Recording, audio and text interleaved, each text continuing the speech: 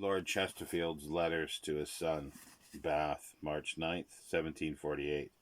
Dear boy, I must from time to time remind you of what I have often recommended to you, and of what you cannot attend to too much.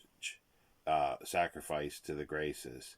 The different effects of the same things said or done when accompanied or abandoned by them is almost inconceivable. They prepare the way to the heart, and the heart it has such an influence over the understanding that it is worthwhile to engage it in your interest. It is the whole of women who are guided by nothing else, and it has so much to say even with men, and the ablest men too, that it commonly triumphs in every struggle with the understanding. Monsieur de Roquefort, in his maxims, say that l'esprit est savant, le du de coeur. If he had said instead, savant pratique toujours, I fear he would have been near the truth. This being the case, aim at the heart. Intrinsic merit alone will not do. It will gain you the general esteem of all, but not the particular affection that is the heart of any. To exchange the affection of any particular person, you must, over and above your general merit, have some particular merit to that person by service done or offered, by expressions of regard and esteem, by complacence, attentiveness, etc. for him, and the graceful manner of doing all these things open the way to the heart, and facilitates, or rather ensures, their effects. From our own observation, reflect that what a disagreeable impression and awkward address is a slovenly figure, an ungraceful manner of speaking, whether stuttering, muttering, monotony, or drawling, and unattentive behavior, etc., make upon you at first sight in a stranger, and how they prejudice you against him, though for aught you know he may have great intrinsic sense and merit, and reflect on the other hand how much the opposites of all these things presupposes you at first sight in favor of those who enjoy them. You wish to find all good qualities in them, and are in some degree disappointed if you do not. A thousand little things, not separately to be defined, conspire to form these graces. This je ne sais quoi that always pleases, a pretty person, genteel motions, proper a proper degree of dress, an harmonious voice, something open and cheerful in the countenance, but without laughing, a distinct and properly varied manner of speaking. All these things and many others are necessary ingredients in the composition of the pleasing je ne sais quoi, which people feel which everybody feels, though nobody can describe. Observe carefully, then, that what displeases or pleases you in others, and be persuaded, and in general the same thing will please or displease them in you. Having mentioned laughing, I must particularly warn you against it, and I can heartily wish that you may often be seen to smile, but never heard to laugh while you live. Frequent and loud laughter is the characteristic of folly and ill manners. It is the manner in which the mob expresses their silly joy at silly things, and they call it being merry. In my mind, there is nothing so illiberal and so ill-bred as audible laughter. True wit or sense never yet made anybody laugh. They are above it. They please the mind and give the cheerfulness of the continents, but it is low buffoonery or silly accidents that always excite laughter, and that is what people of sense and breeding should show themselves above.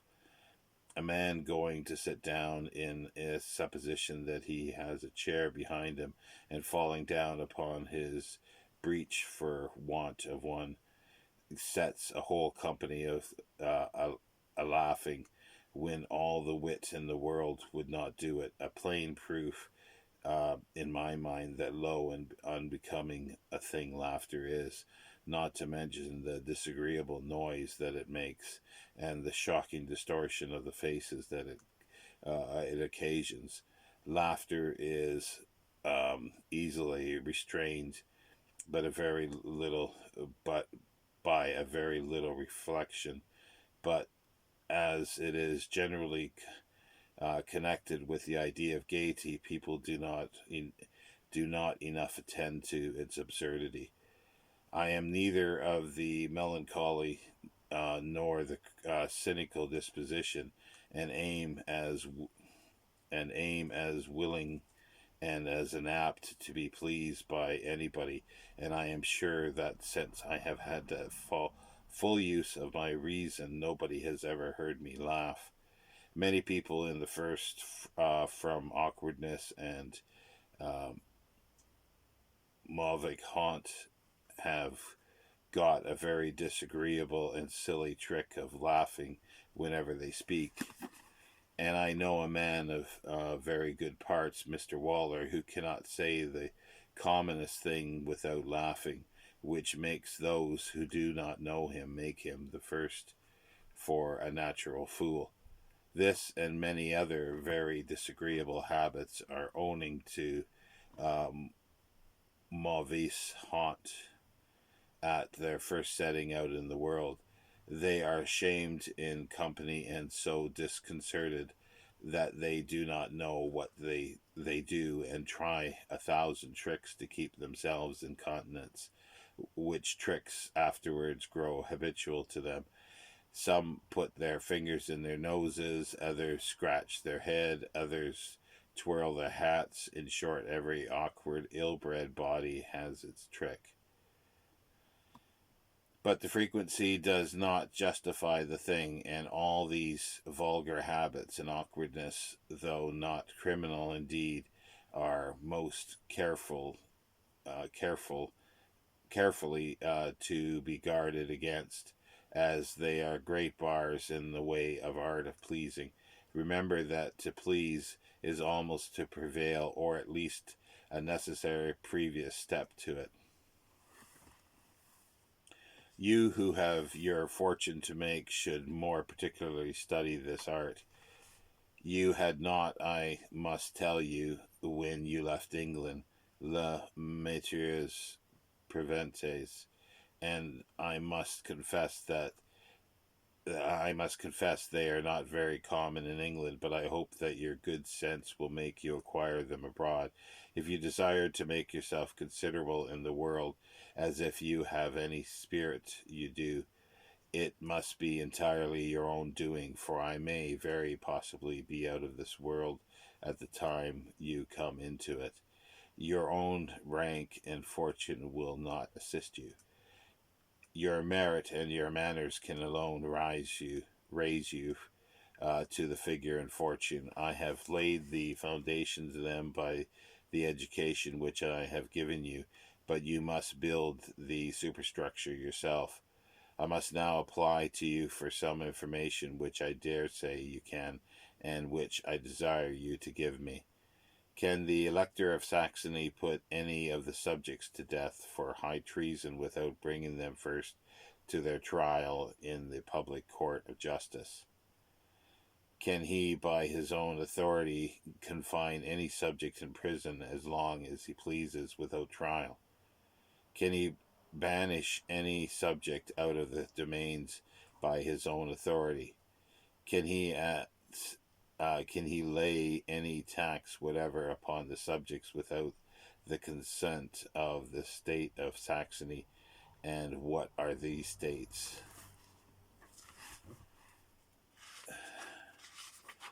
And what are those states? How are they elected?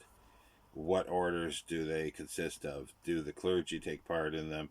And when and how often do they meet? It and if two subjects of the electors are at law for an estate situated in the electorate, in what court must this suit be tried? And will the decision of that court be final, or does there lie an appeal to the imperial chamber at Wetzlar? What do you call the two chief courts or two chief magistrates of civil and criminal justice? What is the common revenue of the electorates 1 year with another? What number of troops does the electorate now maintain? And what is the greatest number of that the electorate is able to maintain?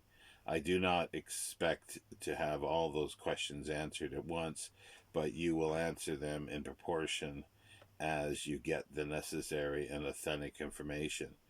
You are, you see, my German oracle, and I consult you with so much faith that you need not, like the oracles of old, return ambiguous answers, especially as you have this advantage over them to do that. I will only consult, and upon past and present, but not about what is to come.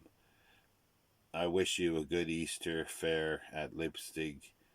See with alternative, see with attention all the shops, drolls, tumblers, rope dancers, and hosier genus onen. But inform yourself more particular on several parts of trade there. Adieu.